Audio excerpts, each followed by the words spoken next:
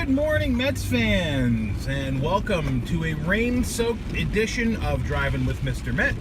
I am Mr. Met, and it is Monday, and the Mets have won yet another series. They have yet to lose one this season. They did end up dropping one game to the Brewers over the weekend, but improved to 12-2 on the season, continue to have the best record in the National League, and continue to do everything right. Or I guess perhaps the best thing to say would be things continue to go right for the Mets so far this season. So it is really raining buckets right now, so I feel like I have to sort of shout over the raindrops on the windshield. But it isn't to say that everything is going exactly right.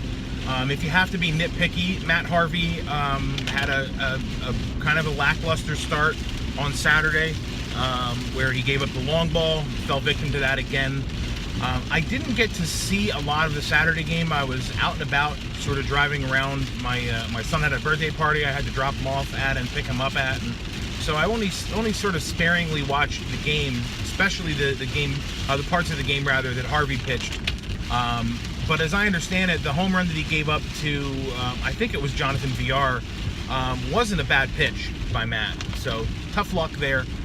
But, you know, Harvey still trying to find himself, still trying to figure out what it is he is, as the season progresses. But that's really the only major low point. I mean, even though we could probably pick on Cespedes' ridiculous number of strikeouts, rather, and his low batting average, he still has 12 RBIs. So he's coming up big when he needs to. And that's all that matters at this point. You know, it's the same thing that could be said about Todd Frazier, where you look at his very low batting average, but his on-base percentage and slugging percentage are both really high numbers, really good numbers. His OPS is up near 900, so I think we need to just step back and chill and not worry so much about batting average and worry more about the results. If the guy's driving in runs and or scoring runs, let's just not worry about how often he's on base, right? That's sort of my mantra on that.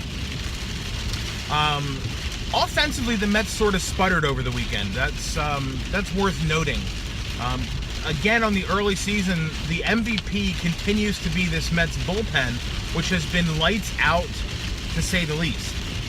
Even when they get themselves into trouble, like it seems like AJ Ramos is always getting himself into trouble with leadoff walks, and even Gazelman stumbled a little bit over the weekend. Yesterday, the bullpen still remains fantastic, and Jeurys Familia, despite having a really poor spring training, at least in my opinion, he looks locked in right now. He's pitched 10 innings, I believe, and he's not given up a run. Good for him. It's great, and this bullpen continues to be the strength of this team. It sort of leaves the big question of what ends up happening when Jason Vargas comes back off the DL and makes his season debut. That's got to be a question that we're really starting to really seriously consider, because he's not that far away. What is he, 5 days away, 6 days away? I mean, we're talking less than a week away, I would think, unless they're just sort of saying, chill, rehab, take your time, there's no rush. Because frankly, at this point, there really is no rush. They're doing just fine without Vargas in the rotation. But the question remains, what happens when he does come back? Does Vargas end up pushing someone into the bullpen? Does Vargas make Matt Harvey expendable? What happens? It's a good question, and it's something that I'm going to be watching. Zach Wheeler, of course, made his first start and was outstanding, and he'll get another chance to do that against the Nationals, who the Mets welcome in this week, tonight, tomorrow, and Wednesday. Once again, the Mets miss Scherzer and Strasburg, so that's 2 series with the Nats where they missed both their big gun pitchers, and the Mets have DeGrom tonight, so that's a big advantage for the Mets in the event that they play. As you can see, it is raining a pinch, so they may not actually get the game in tonight. I'll be curious to see how that unfolds. I really didn't look at the weather in New York, but I know that this is going to be an all-day affair here in Pennsylvania, so I imagine it's going to be similar in New York. But anyhow, one other thing I want to talk about really briefly is a sort of a sad note, the catching situation, where the Mets inexplicably lost both of their catchers on the same day, basically. In the afternoon, it was d'Arnaud diagnosed with the UCL, and then in the evening of the same day, Plawecki gets absolutely drilled on the hand and breaks his fractures his hand, and he's going to miss 3 to 4 weeks. So that for the next 3 weeks or so, and let's just sort of extend it out and say for the next month, the Mets are going to be without an everyday starting catcher type guy, and splitting the duties will be Tomas Nido and Jose Lobaton. It's really unfortunate because d'Arnaud's going to have Tommy John surgery. He's going to miss the whole season, more than likely. And I really felt like this was going to be the year that both Plawecki and d'Arnaud came into their own and became that sort of catching platoon that leaned on each other and kept each other healthy by spelling each other regularly and not costing the Mets any production in the process. The pitching staff has done well with both guys so far this year. So it's really a bummer that they're both out at the same time. But it is what it is, and the Mets will have to weather this storm. There's been some discussion, of course, on Mets Twitter about trading for a catcher, and I just don't know how realistic that is.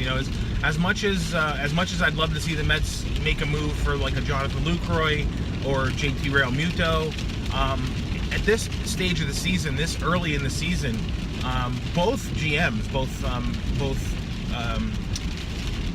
Billy Beane, that's his name, right, and Derek Jeter, they're gonna want a lot in return because they know the Mets are coming from a position of absolute necessity where they need to get a catcher, and these teams are going to get greedy when they're asking for prospects in return or trade partner or trade chips in return. So I don't think the Mets should be doing anything at catcher right now. Sort of weather this storm. It's not like they were getting a ton of offensive production out of d'Arnaud and Plawecki. They were doing okay, but not like out of this world great. So weather the storm, see what happens, and if 2 weeks go by and both catchers are miserable and the defense is suffering and the pitching is suffering, most important, that's a different story, and then maybe the Mets have to make a move out of necessity. Right now it would be nice, so let's wait and see. That's my opinion. That's going to wrap it up for today. Thanks for watching. I do appreciate it. As always, you can follow me on Twitter at Mr_Met and post any questions and or comments there or in the comments section below this video. Until tomorrow, after we defeat the Nationals tonight, thanks again for watching, and let's go Mets.